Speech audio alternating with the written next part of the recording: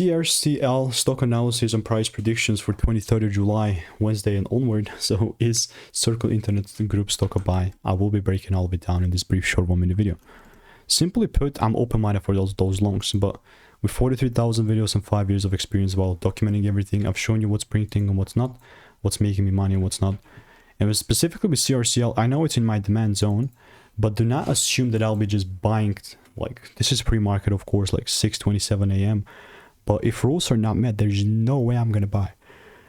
Straight up, people think that I'm gonna come here and buying like random just because there's FOMO, there's some news, some people said. No, sticking to my edge, because I know if I stick to it, I'll be okay. I'll be fine. So, if you want to get my money-making emails and insights for free, click the first link in the description. That's that. And with CRCL, there's a lot of freaking a bunch of receipts in the Discord with 25 results. So really, there's not lack of coverage in this. So very excited. You can see even beforehand here, I was buying when it was a lot shorter, like a lot lower.